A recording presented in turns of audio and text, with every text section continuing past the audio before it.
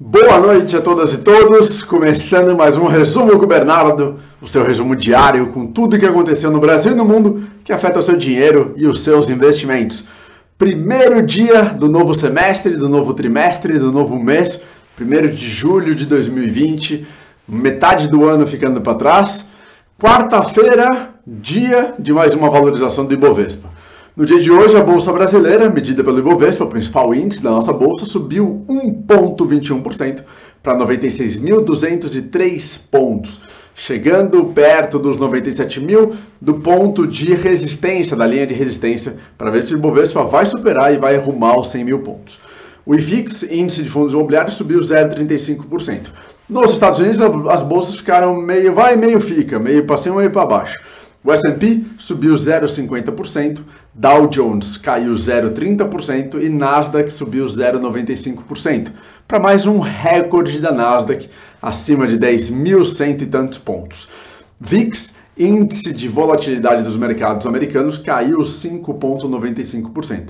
Dólar aqui no Brasil caiu forte, caiu menos 2,30% para R$ 5,32. Algumas casas e algumas instituições dizendo que o dólar vai cair para uns 5,20, 5,15, embora outros analistas acreditam ainda numa alta do dólar antes que volte a cair. O petróleo Brent, petróleo europeu, subiu 1,36% para $42,11, enquanto que o petróleo WTI caiu 0,53 para $39,61, quase $40. O que puxou a alta do Ibovespa no dia de hoje? Duas informações: bolsas americanas em primeiro lugar e em segundo lugar, perspectivas de reabertura das economias internacionais, junto com, então, em terceiro lugar, dados sobre a força da economia dos Estados Unidos.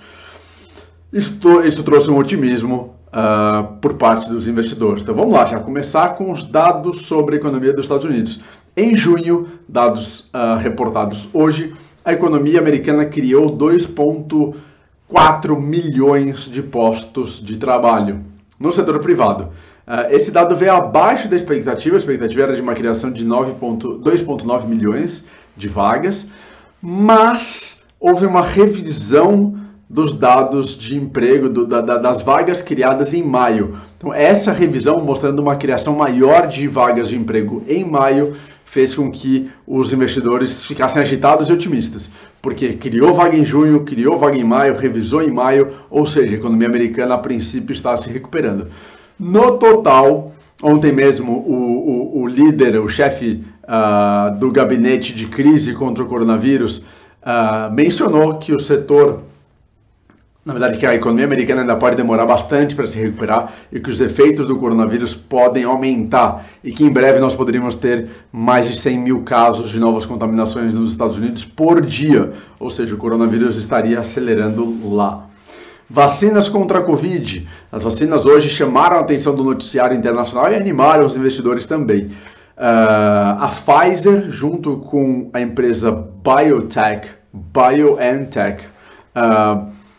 divulgaram que fizeram novos testes com uma nova vacina, testaram em 24 voluntários saudáveis e todos, 100%, foram capazes de produzir anticorpos contra o coronavírus. As ações da Pfizer subiram hoje mais de 3%.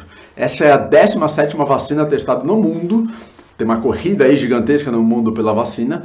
A mais avançada até agora é uma da Universidade de Oxford, no Reino Unido, em parceria com a farmacêutica AstraZeneca.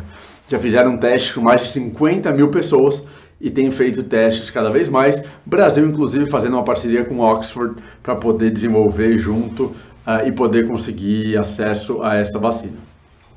Vamos agora vir para o Brasil com alguns dados importantes. Primeiro, PMI, o índice de consumo, o índice de a temperatura que a gente costuma falar da economia, da indústria brasileira. O PMI da indústria subiu de 38,5 pontos em maio, abaixo de 50 pontos é recessão, acima de 50 é crescimento. Então saiu de 38,5 para 51,6 pontos. Foi o primeiro crescimento da indústria brasileira desde fevereiro, um dado interessante. Investidores, empresários industriais ficaram animados com isso. Falar um pouquinho de crise política, o TSE, Tribunal Superior Eleitoral, decidiu reabrir investigações de uma ação que denuncia ou diz que a campanha da chapa do presidente Bolsonaro com o vice Hamilton Mourão em 2018 usaram uma rede de robôs e de manipulação de dados nas redes sociais para que eles fossem beneficiados e que a chapa fosse beneficiada. O TSE resolveu reabrir essa denúncia, e essa análise pode trazer aí algum tipo de agitação política ou de tensão política no radar brasileiro. Falando de política, menos crise, mas falando de política, a Câmara dos Deputados aprovou em primeiro turno a proposta de emenda à Constituição que altera as datas das eleições municipais desse ano de 2020. Basicamente, estão adiando em um mês. Era no começo de outubro, vai para o começo de novembro. Segundo turno era na metade de outubro, vai para a segunda metade segunda metade de novembro. Ainda precisa passar pelo segundo turno da Câmara, por ser uma proposta de emenda à Constituição, e também pelo Senado Federal.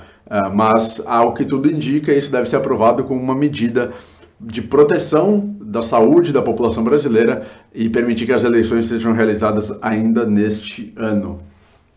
Apesar aqui dos bons dados que eu mencionei sobre a economia americana, os investidores continuam preocupados com a segunda onda do coronavírus, para saber se isso vai continuar crescendo, se novos impactos vão surgir e vão prejudicar a economia americana, reaberturas dos estados, das cidades, das lojas, do comércio ou não. É a grande dúvida, eu tenho dito. Julho vai ser um mês, a prova de fogo do coronavírus, para saber se esse endiabrado aí do coronavírus vai continuar subindo, vai continuar crescendo ou não.